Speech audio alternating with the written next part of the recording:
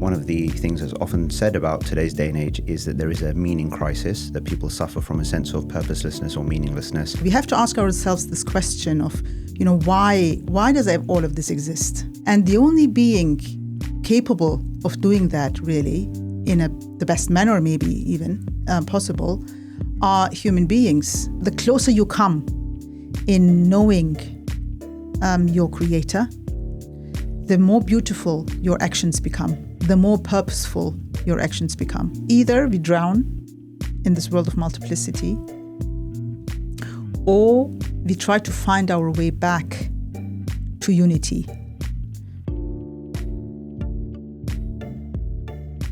Dr Tubanur Yesilhark, welcome to In Good Faith. Thank you very much for having me. It's a pleasure and an honour. Is this your first podcast? Yes, it is. Okay, that's good. I take that as a badge of honour because there's a few guests who I've hosted now who this is the first time they've had the opportunity to have a podcast-style conversation. So that's a good thing. Yes, congratulations. You've got 20 now, haven't you? Well, at the time of recording this, yes, 20 have been published. But by the time this goes out, they'll. Oh, okay. Yeah, unfortunately, I'm operating on this. I haven't mastered the art of a swift turnaround between recording and publication. But I think you are. I'm thinking, are you my first Turkish guest? Probably, I think, but maybe. No offense to any Turks who I happen to have before, but I didn't know. Anyway, the world needs to hear what you have to say, I think, so that's why we're here. We spoke briefly prior to this about what we want to speak about, and I think based on the conversation that we had, it seemed to me that a useful way to frame this whole discussion would be on the topic of meaning and meaninglessness. One of the things that's often said about today's day and age is that there is a meaning crisis, that people suffer from a sense of purposelessness or meaninglessness, nihilism. There's also been a lot of pushback against widespread nihilism from different quarters. So that debate still seems to be raging on. It's interesting that even now in the 21st century, these discussions are still are ongoing, and they're certainly in the online space. There's still a lot going on here. So I thought it would be useful to kind of get your take and maybe to hear from you a presentation of your thoughts around this topic and how we might, a framework for how we might think about this whole issue. And I think you wanted to start off with a sort of a thought experiment. You called it a story, but I think it's more of a thought experiment. Yeah, I think so too. Okay, yes, go for you're it. Right. Yeah, so before we met, I just, thought about what can be said that I think is important to talk about nowadays. It was about the whole idea of, meaning, because lately we can see that also in the bookshops, for example, you see a whole lot of books that have come out on the whole idea of being present and mindfulness and the search and seeking of meaning and why we're in this world and so on and so forth. So clearly people are looking for answers to these questions, which you said, is an ongoing process really since I think the time of the Greeks or something. And so, so the thought experiment that I was thinking about is actually to go just way back to the creation of the world, really. And to just, maybe close our eyes and just to think about the world, how it is or was, without the human being in it yet. So we have a world where, there is the moon and the stars and the galaxies. We have, mountains, we have rivers flowing, trees and animals and everything that, already has been created. And we think about this world where there is no human being whatsoever, nothing that is man-made yet. And now if we look at that picture, almost like an outsider in our mind, clearly we can still say that everything that exists in this picture or on this imagination still reflects the beautiful names of the Creator. They're manifest there. If you see them, you would be still able to read them, or they would still manifest the names of the Creator. Every single one of these creations. However, the question that we would ask ourselves is something missing still in this equation, in this equilibrium, in this place that seems to be so tranquil and, so beautiful especially without human beings in it. And so looking at this, the question I would like to ask actually everyone, and I'm asking myself as well many times, is there something missing in this still? And that reminds me of an attribute that we actually as human beings also have, which I think is almost like a small example of what I want to say, is that artists, for example, when they do artwork, they do this beautiful artwork, and then they don't hide it in their rooms, so cover it up and nobody ever sees it. Once they do their artwork, they want to showcase it. So they open up a gallery, they put everything up on the walls.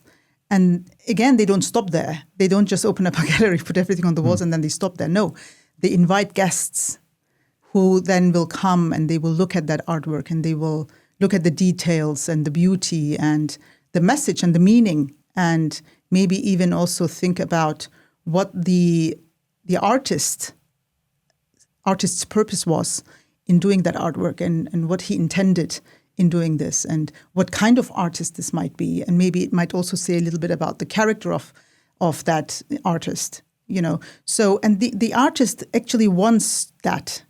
He or she wants that people come and they appreciate and they ponder upon and they contemplate on that artwork. That's actually almost like the whole purpose of an artist to do all of that, right? So thinking about that and then looking back at this world where there is no human beings in it, it's almost like, the missing part that seems to be there is a conscious human being in this world, a being that can look at creation, can look around him and can see, or can ponder upon, contemplate on, the purpose and the reason why all of this exists. Because, we have to ask ourselves this question of, why does all of this exist? Why has this all been placed in this world? And what was the purpose of all of this? And the only being capable of doing that really in the best manner, maybe even possible, are human beings with conscious, who can, with consciousness, who can, who have the ability to contemplate and to think and to generate meaning out of what it is that they see around them. So on in saying what you've said, is it that the existence of the human being, actually by virtue of their existence, the purpose of appreciating the artistry is being fulfilled, or that there is further questions to be asked about what the purpose of the thing is in the first place? Because in the analogy, of course, the artist does what they do. The people come, they celebrate, discuss, observe, ponder, whatever. In those processes, the purpose or aspect of the purpose is being fulfilled in the sense that the intent is being contemplated and discussed. So is it simply by virtue of existence, the purpose is to then to do the things that you've mentioned, right? To contemplate, to observe. But is what I'm trying to get at is is the process of doing that the purpose in and of itself, or is it that there is a further purpose to be discovered in this kind of in the way you're thinking about? Yes. So that's a good question. So what do we would always consider about so human being comes to this earth. It's actually an ongoing process. It still happens, right? Whenever a child is born, that child comes into this world and for a while sees itself as one with the mother until it discovers its own self, in a sense, and then separates itself from the mother, which is sometimes quite a struggle, that separation, because it also comes with anxiety and fear of loss and all of that, because the mother is sometimes there and sometimes not anymore. And then, there's this anxiety and everything, which is part of that separation really from the one. It's a process. So you separate from the one and you fall into this world of multiplicity. And then you start thinking about, as we said before, you start engaging with everything around you. And so what does that mean? It means you start acquiring knowledge. The Quran says, I want to create a human on earth. And that was Adam, right, who was created. And then he was taught the names. So what were those names? Surely they weren't like, this is a stone, this is a mountain, this is a flower, and these kind of things. There must have been more to that. So the real understanding of, not only learning about the objects, but everything that is beyond what we are supposed or ought to see when we look at a stone, what we ought to see when we look at a mountain, for example, which is really connected to, again, the manifestation, what they manifest, what they point to, what they try to tell us in terms of like the names and attributes of their creator. And so what I'm trying to say is that we come to this world and then we acquire knowledge, right? So there is two different kinds of knowledge that we acquire. One in Arabic we call ilm, and the other one is ma'rifah, which the spiritual path has called ma'rifah, the Sufis mainly. And ilm is actually just, the sciences, and the languages and everything that we really learn and acquire in school as well. Ma'rifah is more the idea of acquiring knowledge that is aligned with the meaning, the true meaning of things. So once you try to get an understanding of that, that's when this is understanding also with the heart. So where the heart also comes into play, basically. So this is actually what I'm playing at more when I talk about knowledge, about ma'rifah, about the, a deeper perception. Deeper perception, exactly, of the things that we see around us. Okay. So that would be the next step that you were talking about. So, what is it actually? Is it just coming to this world and looking at things and appreciate them and then that's it? What isn't there more to it, right? So there is more to it. So once you're in this world and you look at your surroundings and you acquire that knowledge, what follows from that knowledge, or what should follow from that knowledge is, and actually it's almost like, directly what follows from that acquiring of knowledge is creating meaning or generating meaning out of that knowledge. Now there's different levels of generating meaning from any knowledge that we acquire, right? So, but the more that knowledge that we acquire comes close to the true purpose, or seeing, or being able to see the signs, the signpost, like when you look at the signposts, being able to see the signs that they point to, the more that meaning sort of changes shape, in a sense. Okay, can you say more about that then, in terms of the,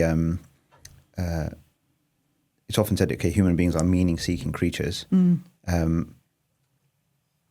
It sounds from what you're saying that essentially the argument is that is wired into us, essentially. There's no way for us to escape that.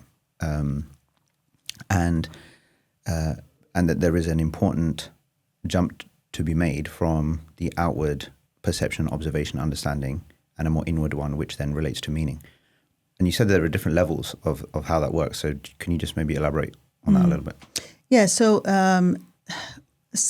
one scholar says that there is three phases to this world. Three phases. One is looking at the divine names. The other one is looking at the akhirah, the hereafter. And the other phase is looking to this world only. So when we come to this world, we have, there is different levels of how you engage with your surrounding and how you engage in this life, basically. So when you look at creation, and that has to do with what they call nazar, it's perception, as you said, right? Maybe, perception, I would say. When you look at something, so what do you see? Or observation. Observation, yeah. What do you see, right? And the way this observation happens can actually change the quiddity of that thing that you're looking at. Okay, what is quiddity? The what isness. What isness, yes. Mahiya in Arabic. Yeah. So let me give an example just to make it maybe a bit clearer. So when I say to my husband, I love you, right? Clearly He's I'm not talking... going to be very happy with this example. Clearly I'm not talking about his, the shape of his nose and the his arms and, his eyebrows and stuff like that, right? What I'm talking about when I say to him, I love you, is I'm talking about his attributes. Maybe he's a very generous person. He's maybe very caring. He's maybe very compassionate to the kids. And I see that and I like that and these kind of attributes, right? So I look at that and I think about those attributes and that's what makes me love him. But in fact, those attributes are only a manifestation of the attributes of the absolute, right? So when I say my husband is generous, a generous person, what I see is I'm seeing the shadow of the absolute generous one. When I say my husband is very compassionate, I'm seeing a shadow of the absolute compassionate one, right? So in that sense, actually what I'm loving is I'm loving those attributes. Yes, and I think there's actually something a level down maybe to just think about there briefly, which is to say, it's useful always to remember that we are before you even jump from the human attribute to a divine attribute. It's like just to appreciate the step that has been made between the human action or word and the I don't want to say assumption, but the conclusion of that, you're naming, you're sort of naming or representing that as an act of something which is metaphysical. Yes. So all he might have done is, I don't know, move a plate from here to there. Okay. Into the dishwasher. Yes. Okay. Good. Well, yeah, take note, please. Yes. Right. Exactly. So, so outwardly, purely just looked at as an outward, action. And if we purely look on this materialist, physicalist kind of outward sense, that's all that took place. And to say anything else about that would almost be problematic. But actually, it's just to appreciate that. And it's an obvious point in a way, but the fact that we do this all the time, right? Actually, that's what happened. But look what it represented. And in another context, I can't really think of one in the context of the dishwasher thing, but there might be like the same action, exactly an identical outward action can have a completely different underlying meaning. And it might be received differently to how it was actually intended, and there's all of that complexity going on as well. But it's also just useful to remind ourselves about how we make these, the sort of that processing that's going on. And also a term that I've come across from elsewhere, like this idea of relevance realization with everything as well, which is this idea of how we're always interconnecting everything. We can only pay attention to so much at any one point in time, but we're always linking back. Every human being is linking back, various actions to something of their own sense of meaning in the metaphysical. And so I just think that acceptance of this metaphysical reality, which is constantly going on, regardless of whether somebody thinks they're an atheist or physicalist or materialist or whatever, like you just can't escape that. Yes, exactly. And imagine now when I was really able to keep that conscious sort of state at all times. Yes. During my daily whatever it is that I'm doing, right, actions. And when I say to my husband again, I love you, and I'm on a conscious state at that moment, right? I know that actually what I'm saying is, I say I love you to my Lord, not really to my husband. Right? Yes. Do you understand what I'm getting at? Because what I'm appreciating is actually the absolute. Now he might not be so happy now. He's like, okay, hang on a second, what's going on here? I think the way to maybe this is the concept of loving for the sake of God. Yes. As well. So it's kind of like it plays at both levels. Yeah. That's it, exactly. Because when you do that, what starts happening is everything that you have around yourself, you start seeing as a blessing from God.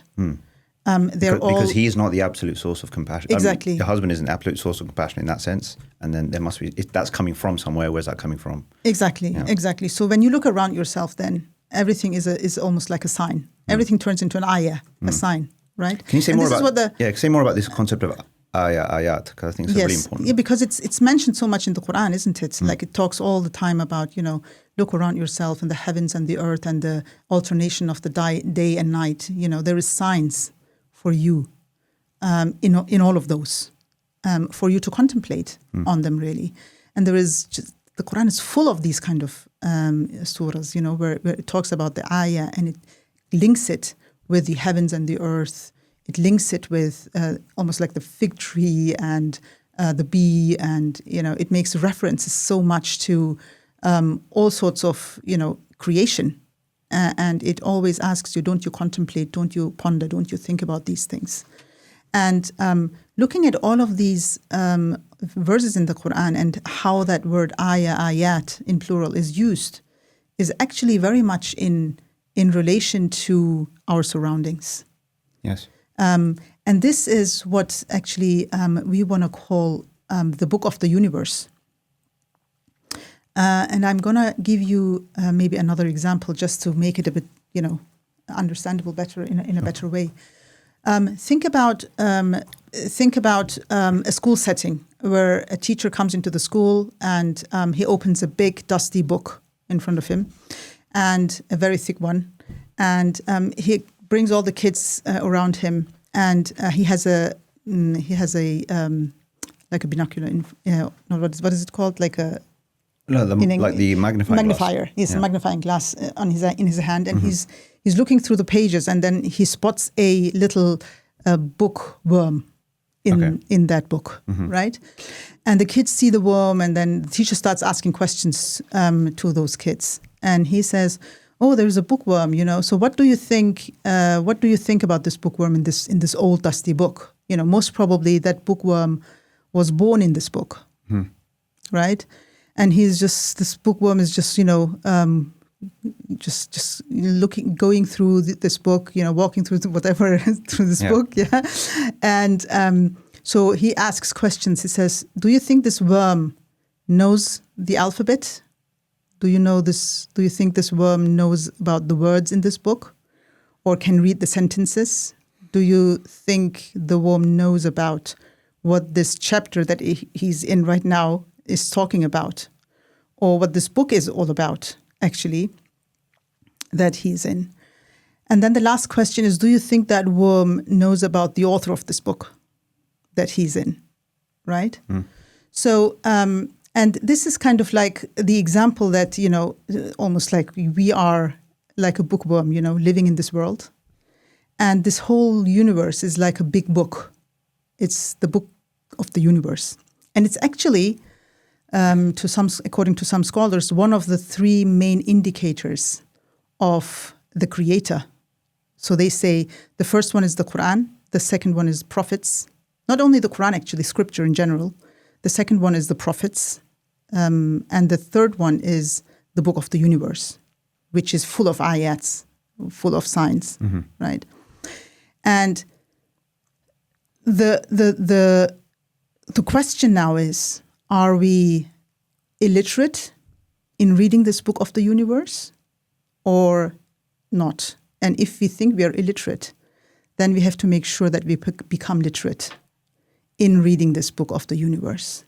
And I believe that this is one of the most important things that as Muslims we have to tackle in this era. And by becoming literate, what do you mean?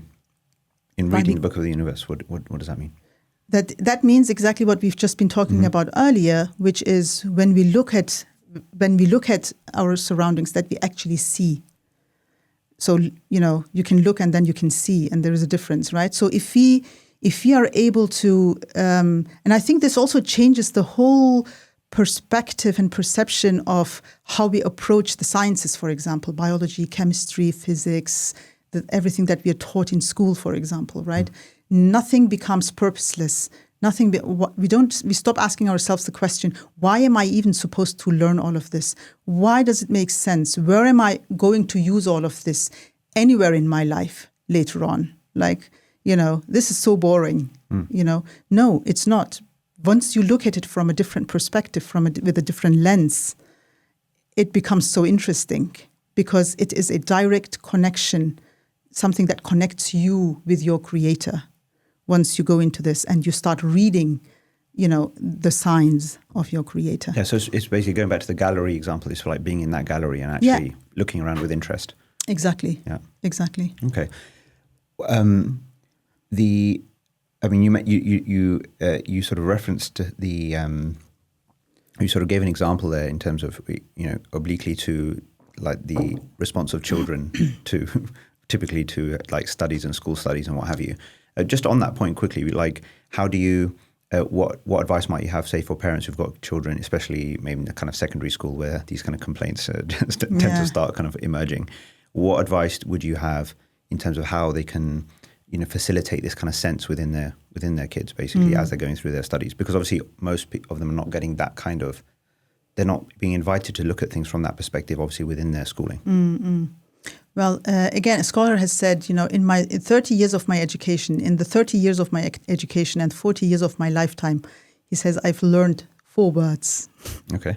One of them, he says, is nazar, as we said earlier, right? Observation. Mm-hmm. The second one, he says, is niyyah, is intention. The third one, he says, is mana'i ismi. Mana'i ismi is, just the literal meaning? The literal meaning of something when you look at it, right? And then the fourth one is mana'i harfi, which is the other indicative of that thing that you're looking at. So like a deeper meaning. Yes. Mm-hmm. So, and all of these four words actually mean so much, right? Because it's all about a shift of perception, the shift of how you look at things, right? And it is also very much closely connected to giving the when we live in this world, we have this inclination to own the things that we have, right? So, for instance, I'm a generous person. I want to own that, right? Or I'm a compassionate person, mother. I want to own that, right? So, but what this whole idea of niyat, nazar, mana ismi, mana harfi tells us is you're not supposed to own it. You're supposed to give it or appreciate or give it back to the source, the real source, because it's not yours. You're just a manifestation of it. You're just reflecting it on your body or on your, So my advice actually to parents would be, and I had parents come to me and say, our kids, they're going through secular education, and how are we going to supposed to deal with this?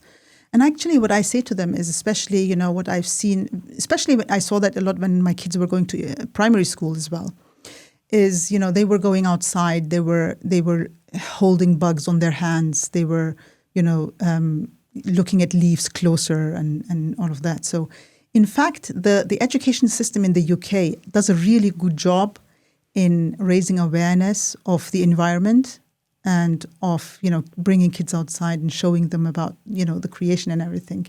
And I think the only thing missing there is but it's a small thing, but it's a big thing at the same time, right?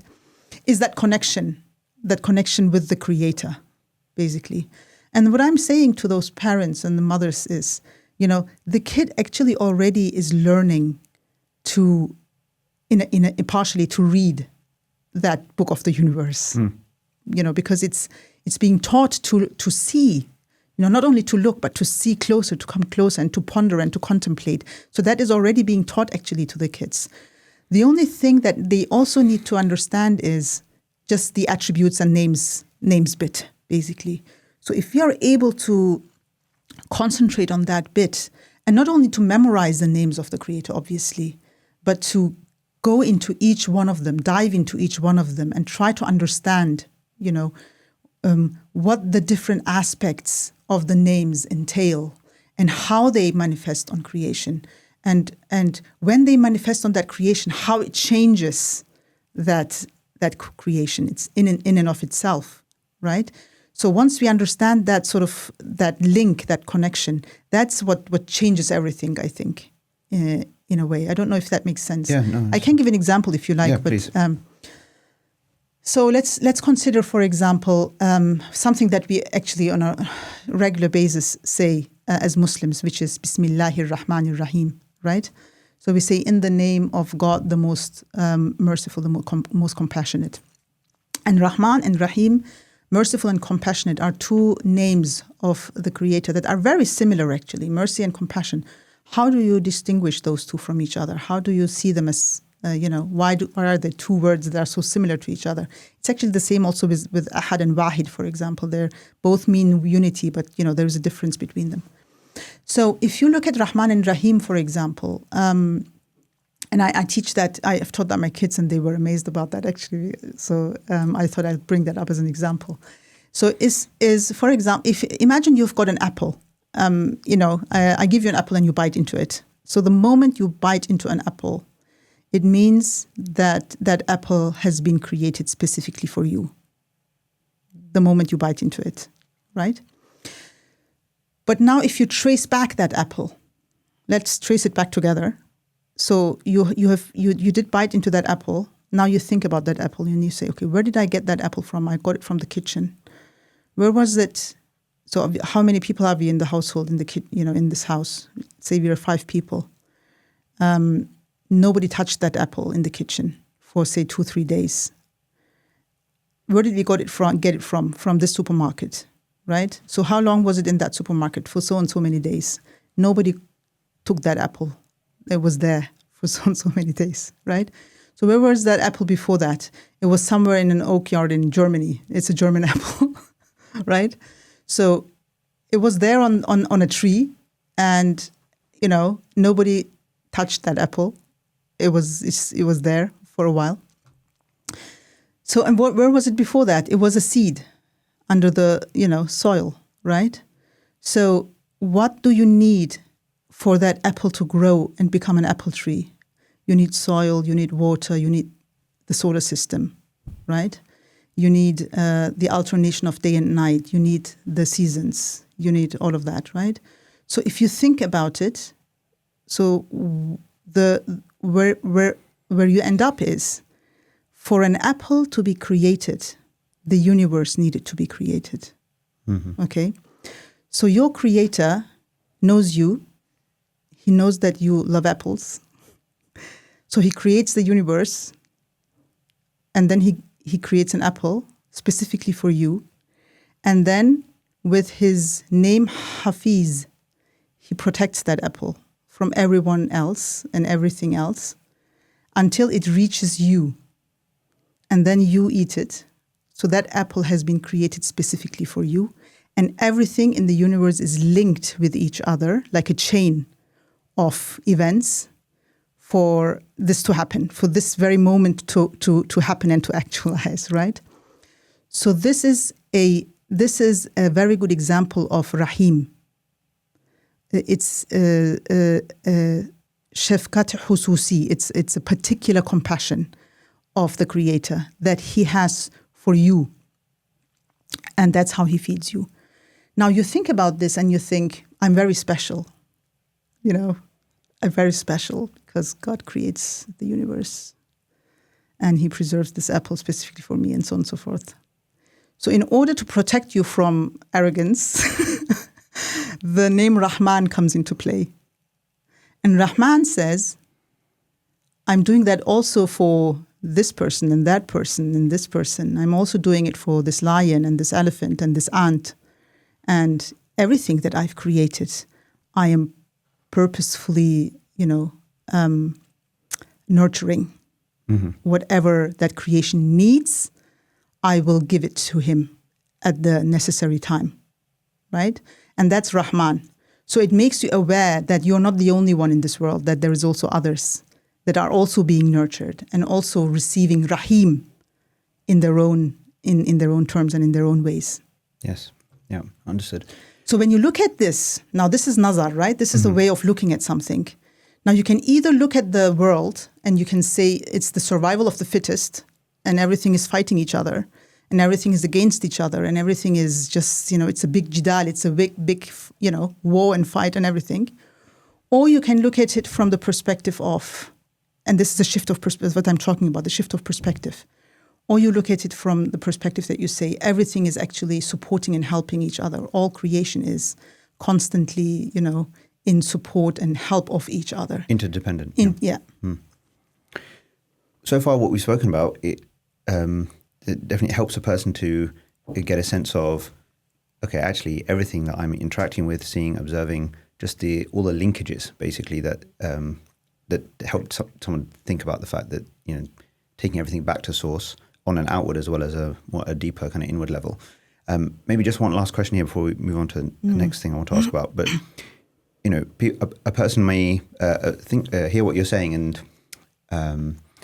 and appreciate in the moment. And oftentimes when we are reminded about, the miracle of a particular just mundane or basic things that we take for granted, basic events, we feel that higher sense of connection. And then quickly we just go back to our normal selves, which are typically sort of, unreflective and maybe unappreciative.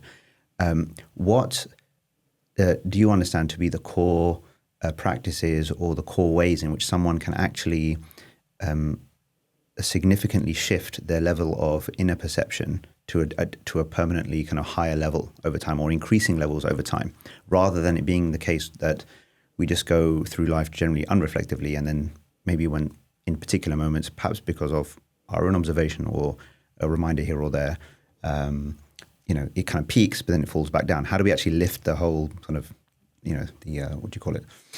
Like the sort of the steepness of the curve, if you want to say. Iqbal, you're a better person to answer that question. Actually, you've done a series I want to hear from you on prayer and on how to elevate, and make that a better quality. Well, maybe I'll share some of my own thoughts, perhaps. But how do you see that? How just like any practical advice or tips in terms of how to kind of lift the overall. I think, as Muslims, actually, the whole idea of, and I think that's where the 5 daily prayers actually comes in, which is a very paramount, very important aspect. If we can do it right, obviously, of actually maintaining or trying to uphold this whole idea, because as human beings, maybe I should just go back in time a little bit in my head. And when I was in America and I was doing my master's degree, I was attending a class which was called creating a space with God. Right, that was the topic of the lesson that I was attending: creating space with God, or daily space with God. And there were priests and Muslims and all in the class, and we were sharing the class as we were going on. And we were talking about this whole idea of, how do we manage this? How do we create space in our daily lives for the Creator? And now, as Muslims, it's quite difficult, even for us, to maintain that. Some of the priests even that were sitting in our class, imagine they're working in the church, they're doing counseling, everything, and most of their time actually they spent in the church, right? They were saying that they forget about that they need to pray, and they put it in their diary, they set an alarm to not forget about it, and they sometimes they just are in the car going to somebody, and they just quickly do it while they are going in the car, because they feel like they need to do something about that. And then they were praising the Muslims in the class, and they were saying, "Oh, you're lucky, because for you it's like an obligation. You've got your 5 daily prayers, which kind of like it's a must for you to create that space with your Creator, and connect in a way." And get away from that like busy life and so forth. Now, sitting there as a Muslim, I was, thinking about that back then. I was 25 or something at that time. And I was thinking, about the quality of my prayer and about whether I was actually giving it its due and whether it was really changing anything in my life. And when you ponder on these things, you realize that most of the time really it's just reduced to some sort of a ritual, really an empty ritual almost, You know, you think about it like an obligation, as we said earlier. You know, something that needs to be done, and you just do it, and then you feel good about yourself because you say, okay, I've done it. It's done, and you know, and now the next one is coming up, and I've got a little bit of time. Now, so it's important to think about the quality of our prayer first of all, and see that as a means of retreating from the daily busy time, actually, and trying to do little exercises maybe about nurturing and nourishing this whole idea of, you know, how can I read the, you know, my surrounding. What we are trying to do is at home also is we're trying to catch those moments where something happens, for example, right? Say, for example, you know, something happens, and then we try to keep that in mind, and we say with our kids, for example, and we say, "Oh no, you know, you can't do that. You know, that's not possible." And then 2 days later or a day later, what my daughter or my son wanted actually happens nevertheless, but outside of our power, really. Like, you know, something else happened, somebody else interfered, or something happened, and it's still, you know, her or his wish, you know, was fulfilled, basically, right? So if we can catch those moments and take them as a, like, out of that, like worldly thing, and pick that out and say, put that on the table and say, look, do you remember, like 2 days ago, you were saying this and this, and we talked about this, and then, but now look, now it's happened.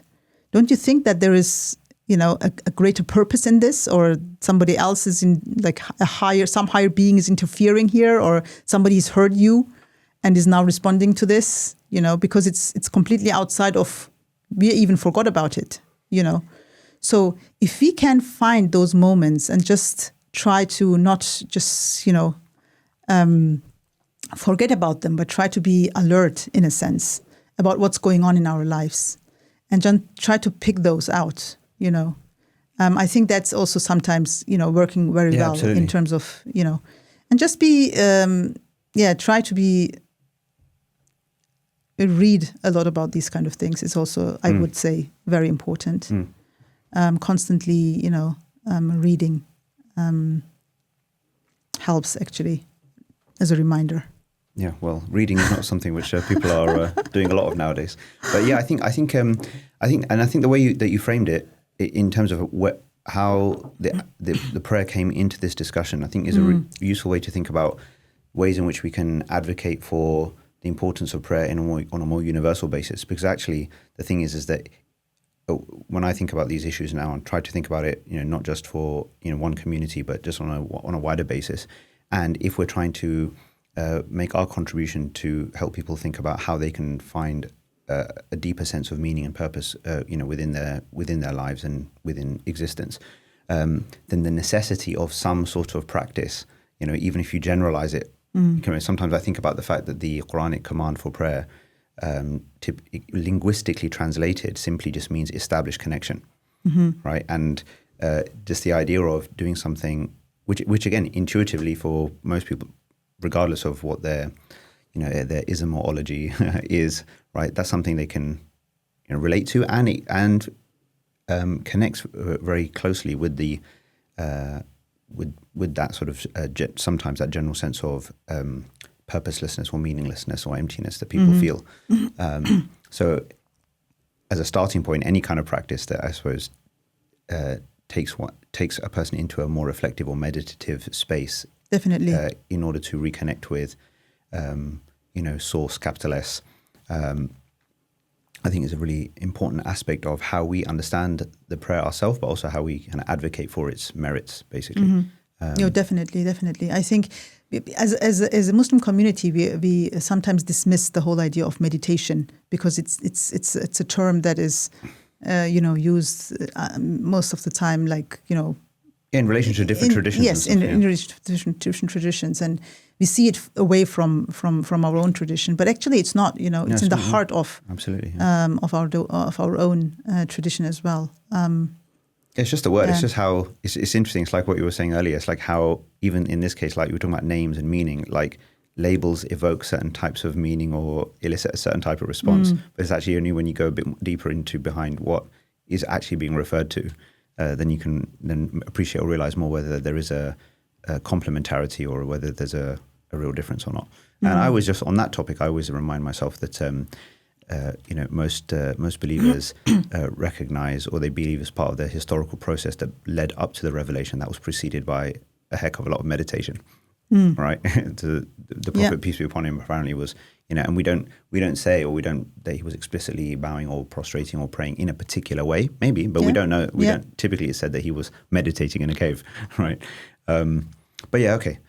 So far, like a lot of the meaning purpose, sort of meaning discussion that we've been having is related to mostly like a sense of like what we experience and observe, and almost more in terms of what we sort of receive, right, or are on the receiving end of, and then to observe those things and to try to conclude certain things and find meaning. But what I'm also interested in is how you think about meaning in the context of action now, because obviously one thing is a person can get a sense of meaning and have some sort of maybe transcendent type of experience, in a valley, or looking at their plate of food in front of them if they reflect for a moment. But in terms of what occupies people on a day-to-day basis, where they're putting their attention and time as far as and the energy as far as activities are concerned. So we've talked about meaning in the context of observation. And to a certain degree, consumption. But what about meaning in the context of action and activity? Yes. I think any sort of meaning necessitates action. Like any sort of... How do you mean? Like, so you acquire knowledge, and then that knowledge leads to meaning because you create meaning from whatever it is that you learn, right? But when you acquire knowledge, and that meaning that you derive from that is not close to, or is not aligned to the guidance of your creator, then it can also be a very dangerous thing, right? Say, for example, the atomic bomb, think about that, right? So that also was invented through knowledge, right? But then people were killed with it. They used it to kill people with it, right? So so it really depends on not any meaning that you derive from knowledge automatically means that it's a good thing. It's a good thing, right?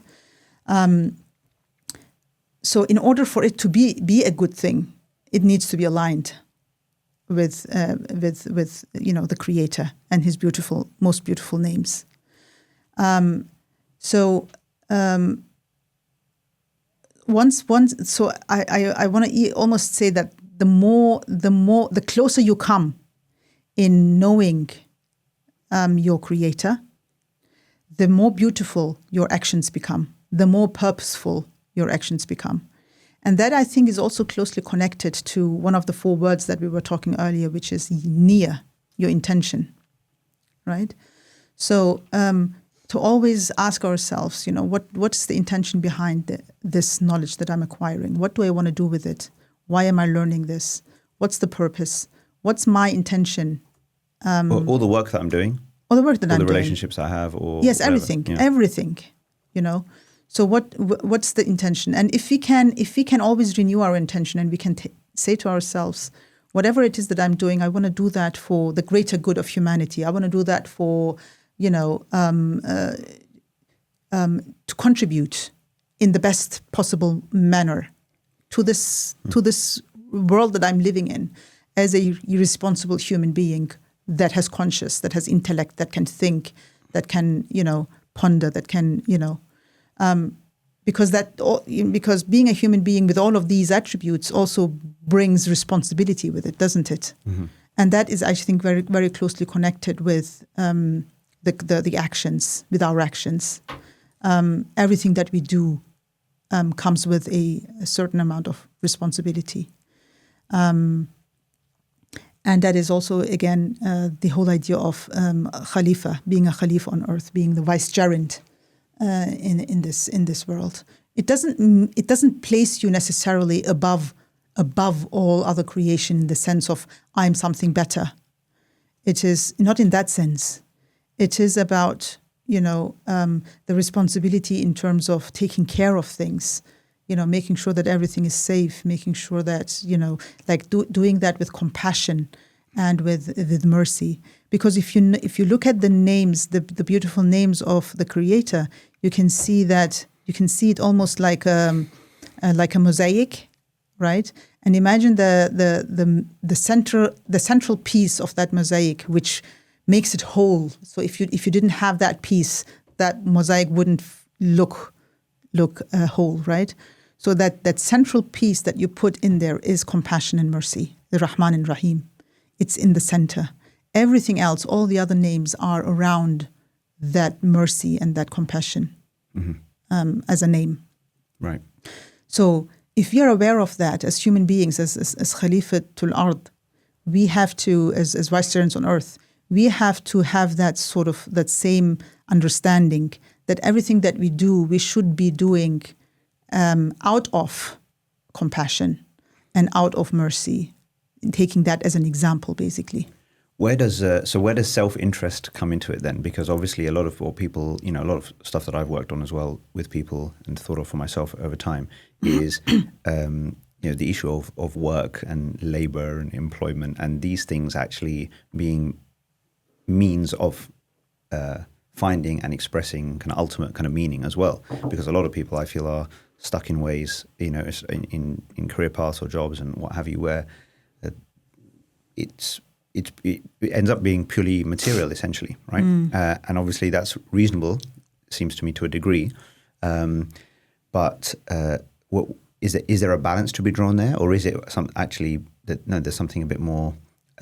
There's more emphasis that needs to be given to say to people that, look, actually, if your work life or if any activity or whatever that you're involved in is actually coming at the expense of your ability to express or find meaning, express fully, sort of compassion or reflect divine attributes and the God-given sort of skills and opportunities that you have, that actually you need to find alternatives, essentially, because you're suppressing your human potential by staying in it somewhere where you're not actually able to give full life to your to do justice to this existential purpose that you've been speaking about.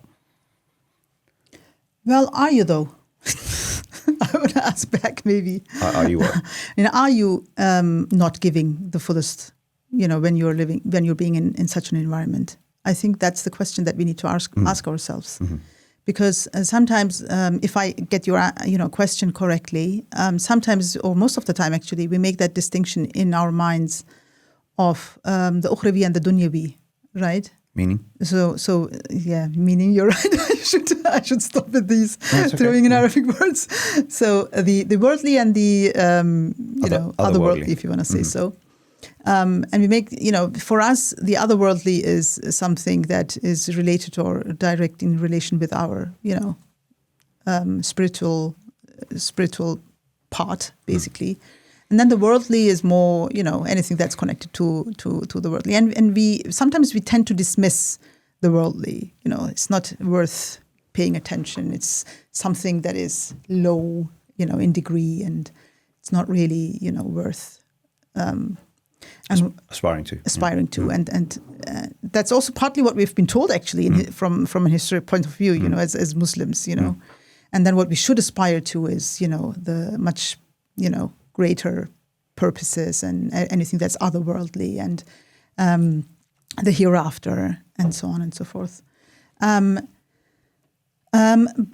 However, I want to ask that question, in a life of a Muslim, do we really want to make that distinction between the worldly and the otherworldly? Or are we supposed to make that distinction? Isn't everything that a Muslim does really otherworldly anyway?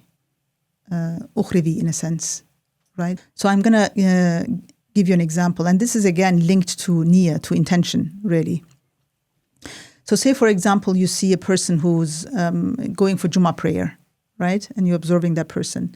And you think to yourself, oh, mashallah, what a nice person, he's coming to Jummah prayer and he's, And, but actually that person, when he left the house, though his intention or his thought was, I haven't been to Jummah for quite a long time, I should show myself. It's good if people know that, I've turned up and I was there and, what will people say if they don't see me, twice, 3 times in a row? So it's good to show myself. I'll go to Jummah today, So you don't know about that thought that person had, so you just look at it and you think, oh, what an otherworldly thing to do, how beautiful. And then another person, he goes grocery shopping, and he goes to the shops and he buys stuff and he's got family at home. And before he left home, he made a prayer and he said, oh Lord, I'm going to go for grocery shopping. Everything that, I'm about to buy is due to your blessings that you have bestowed upon us.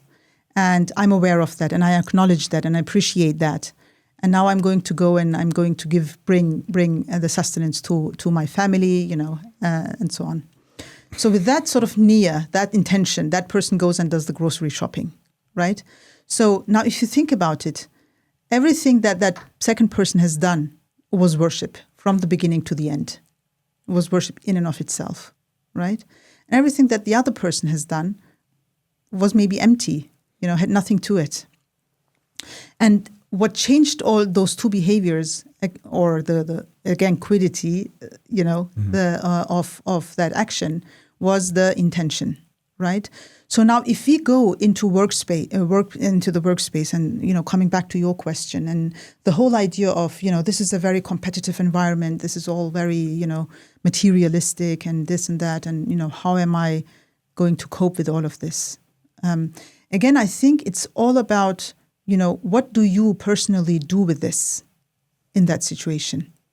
Like, what is your inner purpose? Are you aligned in the work that you do, right? So if we can find a way of, if we can find in that work, whatever it is, a way to say, if I do this whatever it is that I'm doing, to the best of my ability to serve the humanity, to serve how is it? How can I create or make a connection between what it is that I'm doing and the greater humanity? Okay, so how can I make if there is a connection that I can make? I think we should think about spend a lot of time thinking about that. What kind of connection is there in whatever? And I'm sure that no matter what kind of work we do, there always will be a way where we can say, okay, if I'm doing it in this way, I will be actually, helping or be of benefit to the society in large. And this will help them. If you're clearly, what you're doing is clearly against the humanity, obviously, that, there's only one thing to do, But if there is a way, I think that's what should keep us going, in that environment. I don't know if that makes sense. Yeah, no, sure. I think the difficulty nowadays is that there's things are so complex and things are so kind of like fractured in such a way where people are, especially in the context of big corporations or big businesses and what have you, they're doing a very small part of what's a very big machine. That big machine fits into a much larger kind of system, and sometimes it's hard for a person to basically find the connection between their day-to-day really and some ultimate purpose. And actually, I know typically this would have been inappropriate for this podcast, but it's actually coming to a technical term like bullshit jobs, basically. It's become a technical term that they speak about, which are these, there's just so much proliferation, of this kind of stuff. Partly as a result to keep people kind of occupied in this, constant process of, growth, the pursuit of growth as an objective in its own right, and then what that means and entails and everything else. Yeah. But yeah, okay. Anything else then you want to add into this whole sort of picture that you've developed, just in terms of, again, just meaning, how we're linking that back to God, how we're linking it to sort of day-to-day sort of actions, activities, observations. Anything else you'd like to say just to help maybe complete that picture? So one of the things that we were talking about with you yesterday was the whole idea of, human beings coming to this world, falling into a world of multiplicity. And that's a real struggle in and of itself, really, because as the verse in the Quran says, it talks about Inna lillahi wa inna ilayhi raji'un, from God we come and to Him we shall return, right? So if you contemplate and ponder upon that verse, what it really means, so where did we come from, where are we going, what's the purpose in this life, what are we doing here, all of these existential questions, right, that so many people were thinking about. So coming from God is actually, coming from a place of unity. And then falling, as I said, into this world of multiplicity. So how do I deal with this? I come, and then I open my eyes in this world. And from the moment I actually open my eyes and I grow, I'm being brainwashed.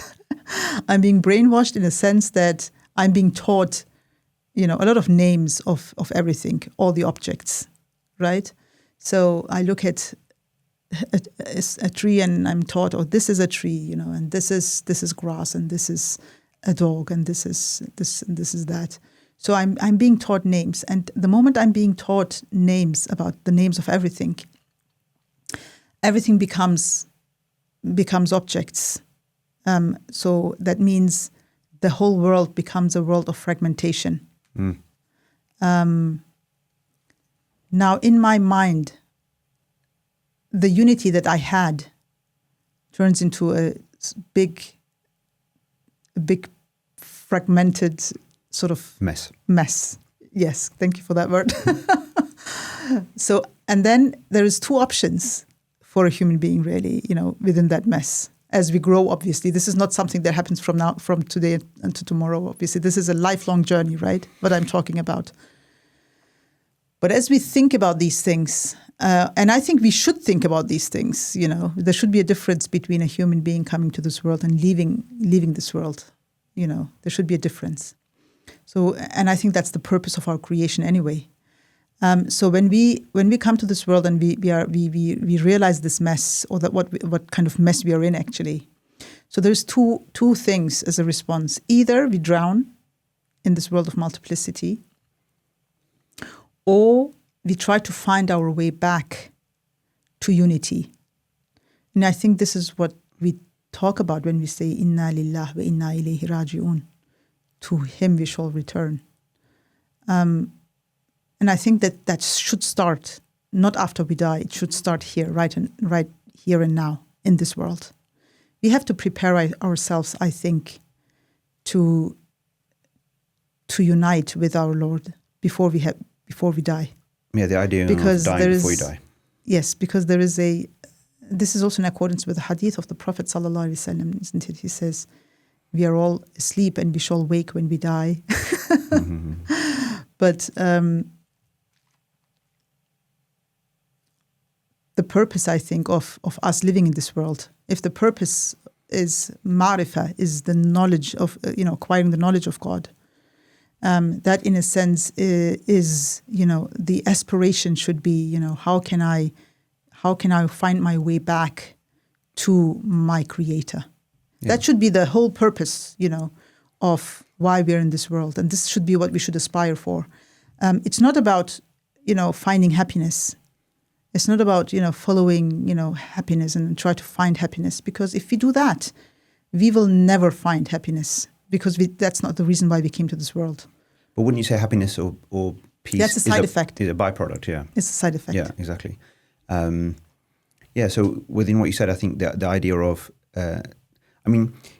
maybe, I know you said it that, the way we come in, we should go out sort of differently, but perhaps, I don't know if what you meant was, because the way I think about it, it's like, actually, no, the way you come in is the way you go out, because in the sense that there's a purity right at the beginning and you want a purity right at the end. And then, like you said, it becomes, as you become aware and invested in the material aspects of things and distracted, yes, then it kind of accumulates. It's a very good it's a very good thing that you said that, because I think why I'm saying this, that there should be a difference, is because this is very much linked to the name Rabb of the Creator.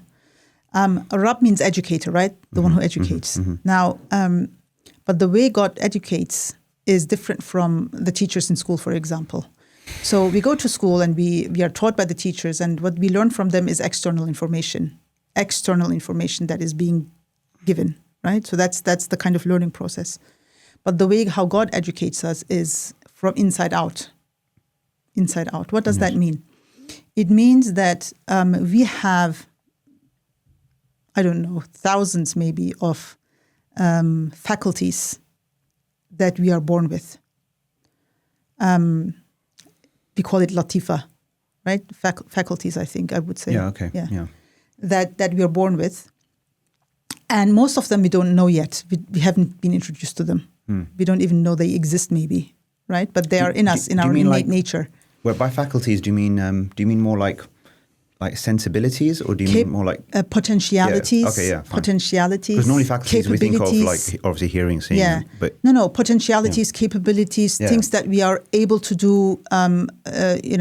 It could also even be feelings, maybe as well, sure, right? Sure. Okay. That we have inside ourselves, that we have been created with, that are in our innate nature, in our creation, but we don't know about them yet. And the way how, as we live this life, basically, the Rabb, the educator, the ultimate educator, educates us by triggering those potentialities, those latifas, to making sure that they actually come to the surface, that they come out. But that doesn't happen when we just sit on our comfy sofas and live a luxurious life and, have all the comforts around us. That's not how that works. For those potentialities to come to surface, and this is actually what I'm talking here about, is actually the whole process of knowing yourself, right? The one who knows himself knows his creator. So those potentialities will come to surface as we hit the walls, as we live this life and we hit walls, against the walls, right? Say, for instance, I don't know if your parents are alive still. Yes, they are. Okay, alhamdulillah. Say, for example, if my mother had died, right? Alhamdulillah, she's alive. And both of your parents are still alive, right? So you would not know what it feels like to lose a mother. I would, right? Yeah. So that means that going through that experience, some faculties in me, some latifas in me have activated, right? And I have been introduced to them through that event that I have experienced, right? Now, this is just to give one example, but you haven't yet. You don't know what that is like. Mm-hmm. And now think about like lots of other events that we go through in our life. Any like disappointments, any war, any sort of like difficulties, calamities, all sort of things that we go through. Anything that we go and we hit against the wall. This is how God actually educates us, in a sense that He wants us to know ourselves. Because knowing ourselves means knowing ma'rifah. It's ma'rifatullah. It means knowing God. It means coming closer to God. That's the purpose, at least, of it. Now, whether you can use that to come closer to God, whether you can see that, and you take it as a means to come closer to God or not, this is again up to a human being, isn't it? But the purpose of it is that you come closer to God. Yeah. So one way I think about it, related to what you said earlier, is that if somebody is lost in this kind of multiplicity in such a way that they're not actually seeing the unity, if you like, and are disconnected from source, let's say, that the things as a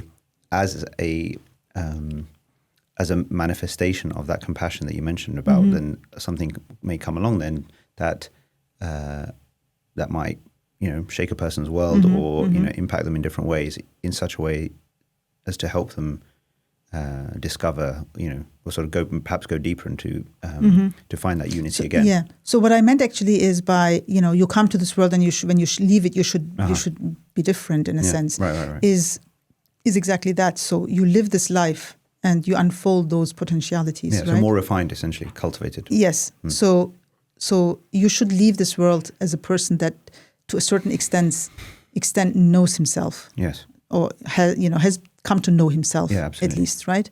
So why am I saying this? Because I believe that the appreciation of the hereafter, what we call Jannah, right?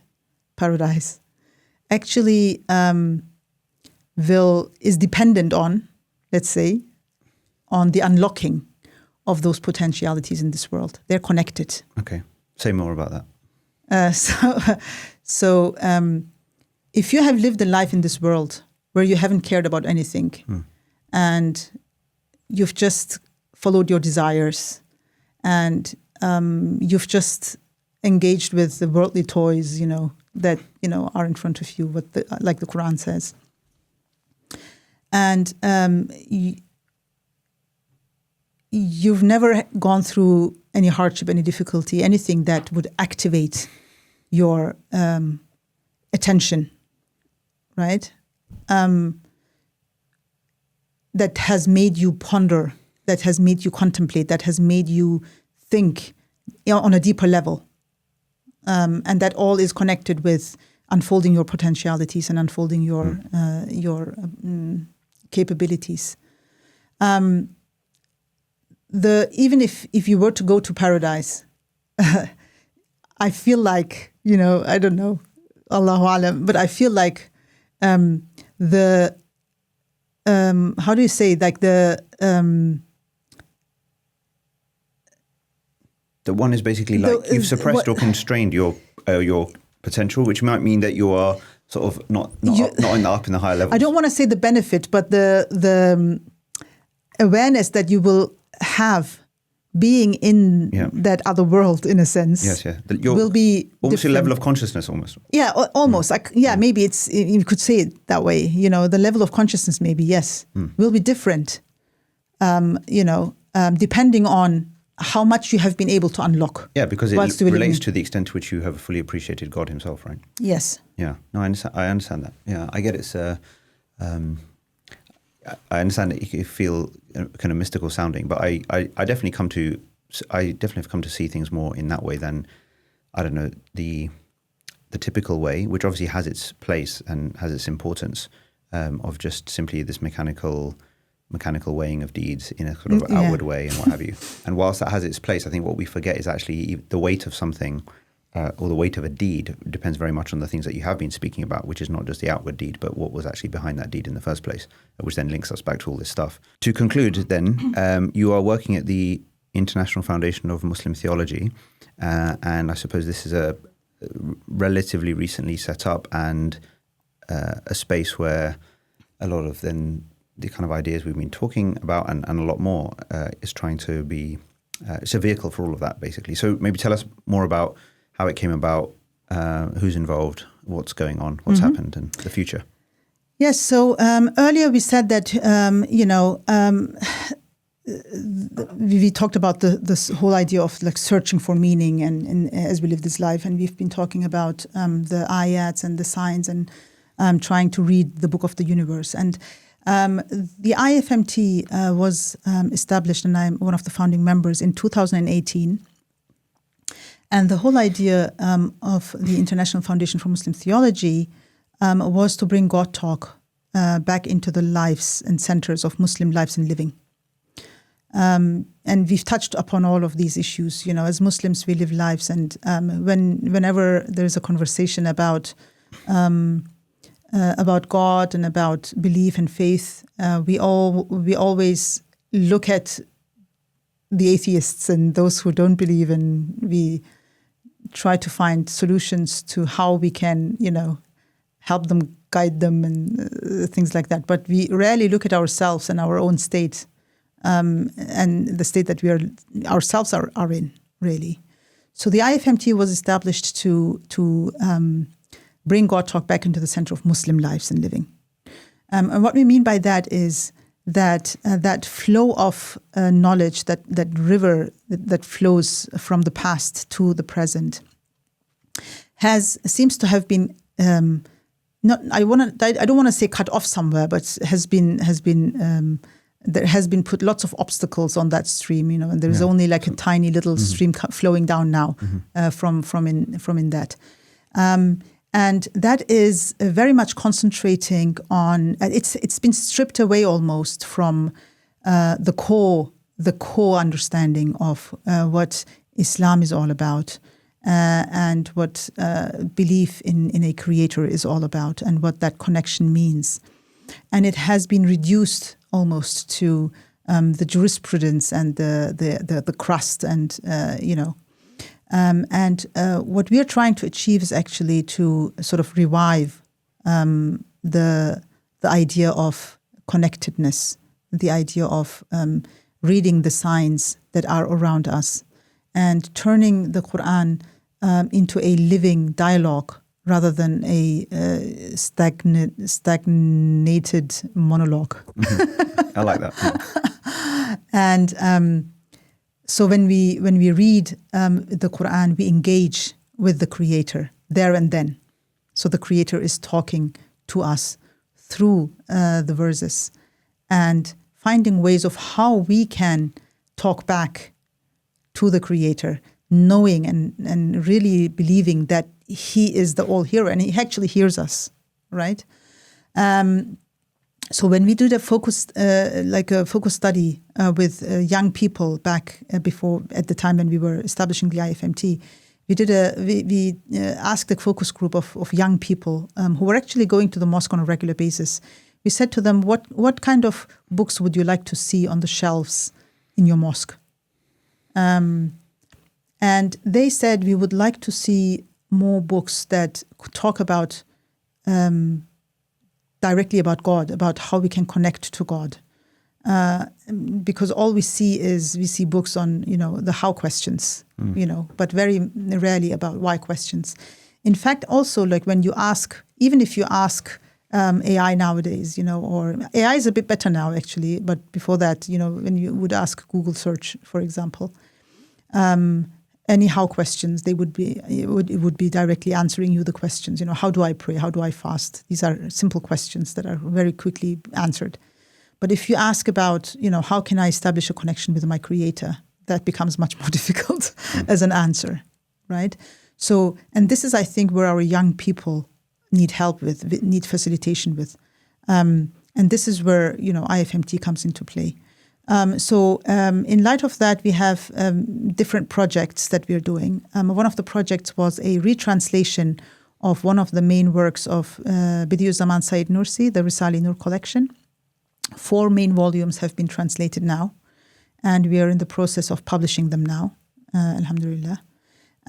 So this is kind of like to establish one of the main problems that we have, which is, making a resource, a valuable resource, which is a direct tafsir, exegesis of the Quran, available in a language that is easily accessible for our young people.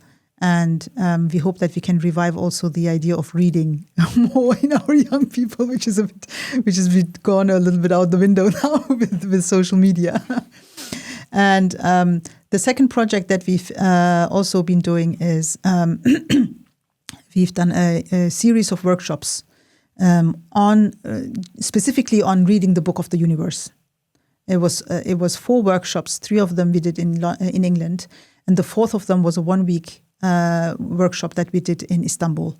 And now we, in the meantime, we've also brought up our 2 books. One of them is called Divine Revelation and Communication. This was a 3-year project that was funded by the John Templeton Foundation. And it has ended with a book, that where 10, 11 scholars from all over the world have come for this project and worked with us. A book which is called Divine Revelation and Communication, which is open access. so it can be downloaded. I'll link anyone it in, who wants can read it. And then the second book that has come out is this book. It's called Muslim Chaplaincy, Handbook and Voices of Muslim Women Chaplains in Higher Education. This gives a theological grounding for chaplains as to how to do their chaplaincy work from a theological perspective. But it also entails case studies of those chaplains and, you know, the problems that they face and the responses that they give in face of those problems while they do their job. So it's quite a nice handbook. Has it been so well disseminated?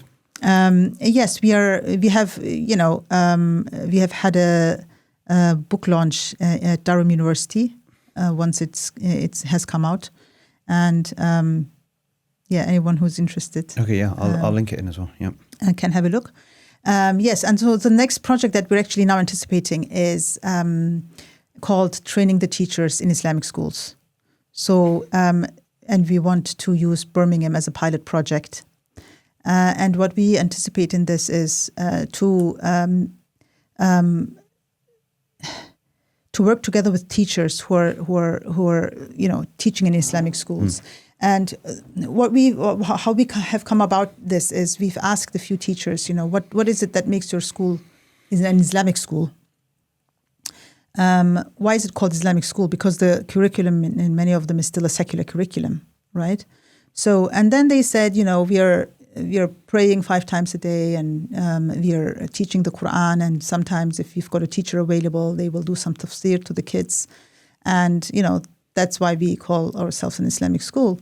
So this is almost like you've got a corpse lying here, and then you've got a living heart. Mm-hmm. And you want to incorporate that living heart into a dead corpse and hoping that it will come alive. It's a strong analogy. Yeah. So, no, what I'm trying to say essentially is treating Islam as an add-on, which I think is the main problem here, right? Yes, it's not integrated, basically. Yes, because Islam is not something that is an external organizational institution. Islam is innate in the nature of all creation. It's an innate thing. That's why I think it's always useful to translate it as a devotion to God, because then you're just, then it just becomes easier to understand. Yeah. So it is an integral part, right? Everything in creation does what it does in the name of God. Bismillah, in the name of God, right? What does that mean? It means that everything, like fulfilling the purpose of your creation, is in and of itself Islam, right? So if you think about it in that way, and not treat Islam like an external organization, and you just put it as an add-on into your education system, because that will not help the younger generation today. So what we need to do is, as we've talked about actually earlier as well, is when they go through the sciences like biology and science, and physics and maths and all of that, being able to again, look at it and deliver that message in a way that, in a God-centered way, where we can, build that connection and read the signs in everything that we teach the kids, and read them and teach them how to read those signs. So is the idea to sort of teacher training, is it? Yes. Yeah. So because we will not be changing the curriculum, because we are not curriculum experts. But we will train the teachers so that they can, in those Islamic schools, so that they can deliver the message, in a God-centered way, because that's what they can do. That's what they can do. So, and if we can do that, we can take that and then we deliver it in a God-centered way, and hopefully, inshallah, the kids will benefit more from it. Great. And then finally, you personally, if you have life and health, thinking, into the future, like in the long run, is there a major project or type of contribution or a particular vision that you have for what you would like your own sort of legacy to be? Yeah, I mean, my legacy is really the IFMT. I'm involved in the IFMT, and it's my baby. Okay, so then paint a picture of what you hope that organization will look like in 10, 20 years' time, in terms of what it will have achieved, how it will be understood. Yes.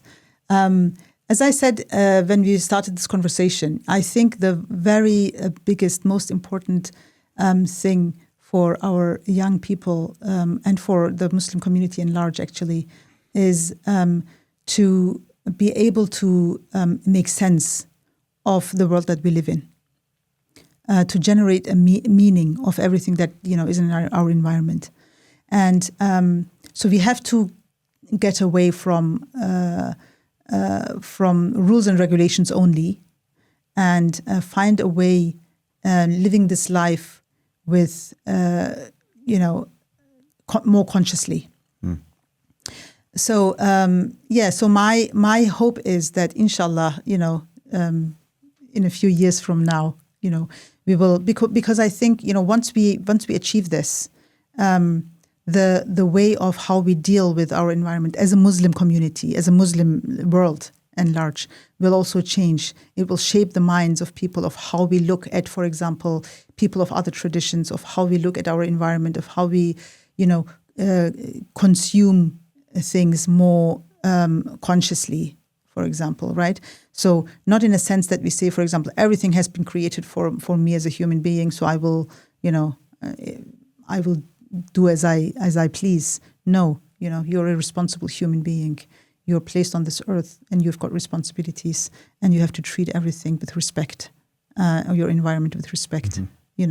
And I think it will uplift the Muslim society in large if you're able to nurture this whole idea of reading the book of the universe with a sense of reading the signs and connecting it directly, which we call intisab, directly with the Creator. Cool. Inshallah. Good note to finish on. Thank you so much for your time. It's been refreshing and beneficial, and I hope people will find meaning in this in this episode. Because if they don't find it here, I'm not sure where it's going to be found. But yeah, so thank you so much, and thank you very much. Until next time. Inshallah.